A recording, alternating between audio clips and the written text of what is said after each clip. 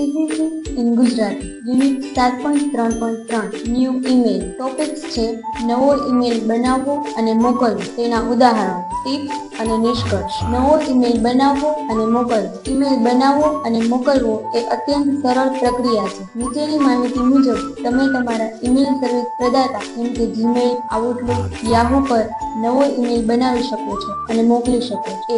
Email ખોલો. પહેલા તમારી ઈમેલ ક્લાયન્ટ જેમ કે જીમેલ, યાહૂ, આઉટલુક ખોલો. તમારું ઈમેલ એડ્રેસ અને પાસવર્ડ દાખલ કરીને સાઇન ઇન કરો. 2.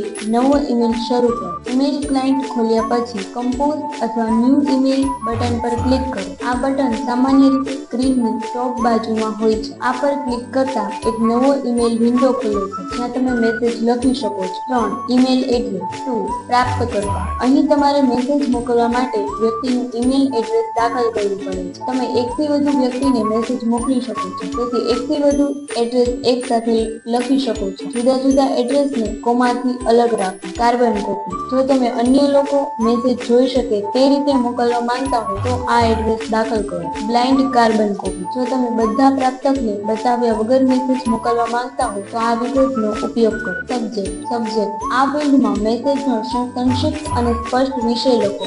આ પ્રથમ વસ્તુ છે જેને જોઈને પ્રાપ્તકર્તા મેસેજનો સારો અંદાજ મેળવે છે. ઉદાહરણ: meeting request for tomorrow, project update, request for leave. 5. Message. તમારો મેસેજ યોગ્ય, પ્રામાણિક અને સ્પષ્ટ હોવો જોઈએ. ઓપનિંગ. મેસેજની શરૂઆતમાં અભિવાદન કરો. જો મેસેજ વ્યાવસાયિક છે તો રિસ્પેક્ટેડ સર અથવા હેલો જેવી ફોર્મલ લેંગ્વેજનો ઉપયોગ કરો. બોડી. મુખ્ય ભાગ. અહીં તમારે તમારી વાતને ટૂંકી અને સરળ રીતે સમજાવવી જોઈએ. ક્લોઝિંગ. મેસેજના અંતે બેસ્ટ રિગાર્ડ્સ, સિન્સિયરલી અથવા થેન્ક યુ જેવી ક્લોઝિંગ ફ્રેઝનો ઉપયોગ કરો. 6. એટેચમેન્ટ. જો તમે કોઈ ફાઇલ, ડોક્યુમેન્ટ, છબી અથવા અન્ય પ્રકારની ફાઇલ મેસેજ સાથે મોકલવા માંગતા હો તો એટેચ બટન પર ક્લિક કરો. તેને ક્લિક કર્યા પછી તમારે તમારા કમ્પ્યુટર અથવા મોબાઈલ ડિવાઇસ પરથી ફાઇલ પસંદ કરીને એટેચ કરવા માટે સૂચનાનું પાલન કરો. ફાઇલનું કદ. કેટલીક ઈમેલ સર્વિસ જેમ કે જીમેલ ફાઇલના કદ માટે મર્યાદા મૂકે છે, પ્રમાણિક રીતે 25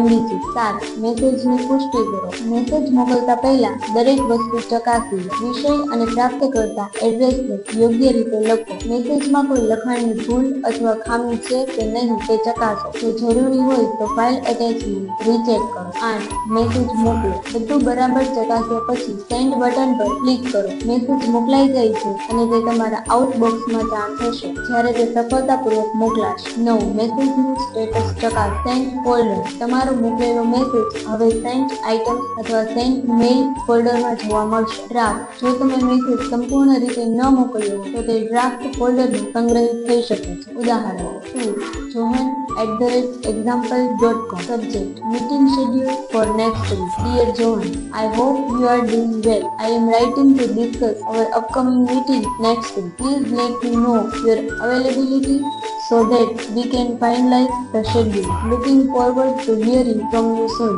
Best regards. Your name, your job title, company name. Tips: Professional tone. જો તમે વ્યાવસાયિક ઈમેલ મોકલતા હો તો ટોન મૈત્રીપૂર્ણ પરંતુ આદરપૂર્વક હોવો જોઈએ. ફોર્મેટિંગ. મેસેજને સ્પષ્ટ અને પઠન માટે સુલભ બનાવો. બુલેટ પોઇન્ટ્સ, હેડિંગ્સ અને પેરેગ્રાફ્સનો ઉપયોગ કરો. અતિરિક્ત મેસેજિંગ. વધુ મેસેજિંગથી બચો, ખાસ કરીને જો તે વ્યાવસાયિક વાતચીત છે. નિષ્કર્ષ. આ પ્રમાણે એક નવી ઈમેલ બનાવવા અને મોકલવાની પ્રક્રિયા સરળ છે. તમારે તમારા ઈમેલ સર્વિસ પ્રદાતા પર યોગ્ય રીતે એડ્રેસ, વિષય, મેસેજ અને એટેચમેન્ટ ઉમેરવાનું ધ્યાન રાખવું જોઈએ. Thank you.